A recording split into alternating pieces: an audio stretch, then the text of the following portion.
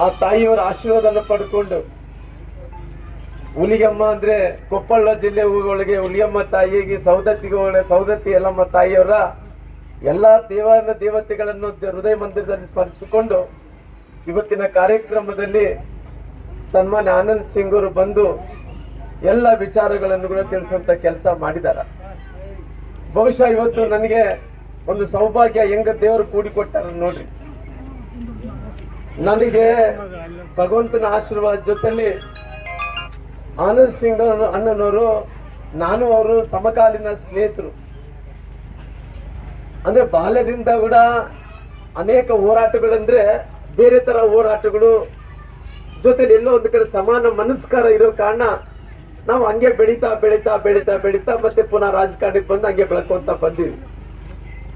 ನನಗೆ ಮೊದಲನೇದಾಗಿ ಆನಂದ್ ಸಿಂಗ್ಕಿನ ಮುಂಚೆ ಅವ್ರ ತಂದೆಯವರಾದಂತ ಪೃಥ್ವಿರಾಜ್ ಸಿಂಗ್ ಅವರು ನನಗೆ ಬಹಳಷ್ಟು ಆತ್ಮೀಯರು.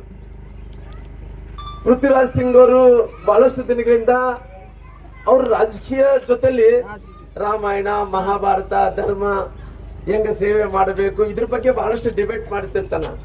ಬಹುಶಃ ಆನಂದ್ ಸಿಂಗ್ ಅವ್ರು ನೋಡಿದ್ರೆ ಅವ್ರ ತಂದೆ ಪೃಥ್ವಿರಾಜ್ ಸಿಂಗ್ ಅವರು ಎಂತ ಮಗನನ್ನು ಪಡ್ಕೊಂಡ ನೋಡಿ, ಎಲ್ಲಾನು ತುಂಬಿ ಶಕ್ತಿಯನ್ನು ತುಂಬಿ ಇವತ್ತು ಬಡವರ ಜೊತೆ ಸೇವೆ ಮಾಡಂತ ಒಬ್ಬ ಸಮರ್ಥ ವ್ಯಕ್ತಿಯನ್ನು ಇವತ್ತು ತಯಾರು ಮಾಡಂತ ಕೆಲಸ ಪೃಥ್ವಿರಾಜ್ ಸಿಂಗ್ ಅವರು ಮಾಡಿದ್ದಾರೆ.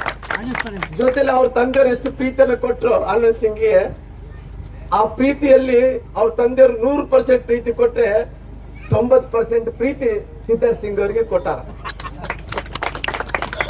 ಅಂದ್ರೆ ಭಗವಂತ ನಾನು ಯಾಕಂತೀನಂದ್ರೆ ನನಗೆ ಅವ್ರ ತಂದೆಯವರಾದಂತ ಪೃಥ್ವಿರಾಜ್ ಸಿಂಗ್ ಅವ್ರ ಜೊತೆಲಿ ಕೆಲಸ ಮಾಡಕ್ ಅವಕಾಶ ಸಿಕ್ಕಿತ್ತು. ಆನಂದ್ ಸಿಂಗ್ ಅವ್ರ ಜೊತೆಲಿ ಕೂಡ ನಾನು ಕೆಲಸ ಮಾಡಿದೀನಿ. ನನ್ನ ಸಮಕಾಲೀನ ಸ್ನೇಹಿತರು.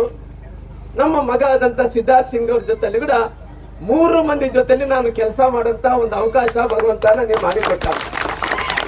ಬಹುಶಃ ತಂದೆಯವರ ಕಾಲದಿಂದ ಇವತ್ತಿನ ತನಕ ಕೂಡ ಯಾವುದೇ ಏಳು ಬೀಳ ಆಗ್ತಾ ಇದ್ರೆ ರಾಜಕಾರಣದಲ್ಲಿ ಏನೇ ಆಗ್ತಾ ಇದ್ರೆ ಕೂಡ ಯಾವತ್ತು ತಲೆ ಕೆಡಿಸ್ಕೊಳ್ಳಾರ್ದಂತೆ ರಾಮ್ಲೋರೆ ಈ ಸರಿ ನಾನು ಲೋಕಸಭೆಗೆ ನಿಲ್ಲಬೇಕು ಅಂದುಕೊಂಡಿದ್ದಿಲ್ಲ.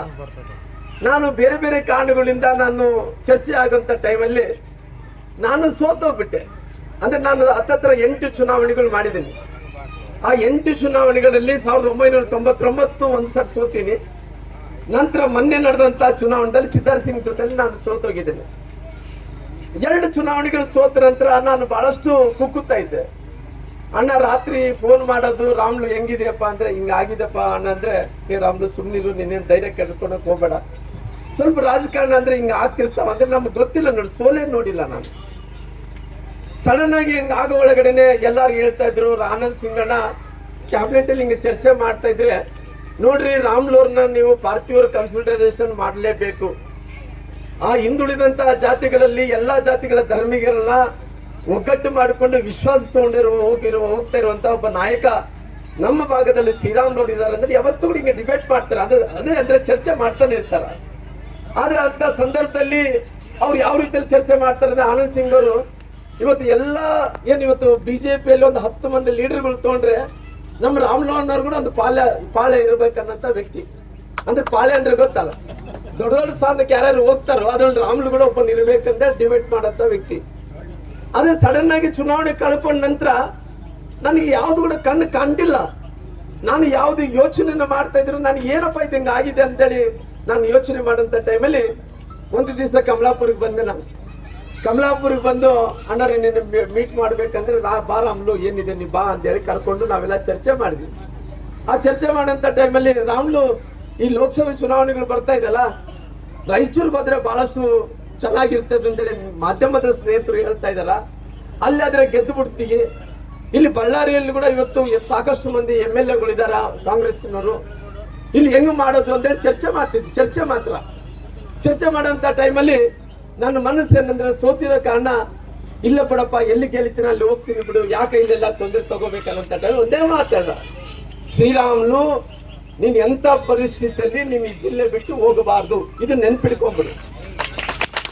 ಅವ್ರು ಕರೀತಾರ ನೀನ್ ಎಲ್ಲಿ ಬೇಕಾದ್ರೆ ಗೆಲ್ಲಿತೀವಿ, ಆದ್ರೆ ಗೆಲ್ಲಿಯೋದು ಮುಖ್ಯ ಅಲ್ಲ, ನಮ್ಮ ಜಿಲ್ಲೆಯ ಜನರನ್ನ ಬಿಟ್ಟು ಕೊಡಬಾರ್ದು. ಎಂತ ಪರಿಸ್ಥಿತಿಯಲ್ಲಿ ಲೋಕಸಭೆ ಚುನಾವಣೆಗಳಲ್ಲಿ ಯಾರ್ಯಾರೋ ಆಕಾಂಕ್ಷಿ ಉಳಿದಾರೆ, ಅದ್ರ ಬಗ್ಗೆ ತಲೆ ಕೆಡಿಸ್ಕೊಳಕ್ ಹೋಗಬೇಡ.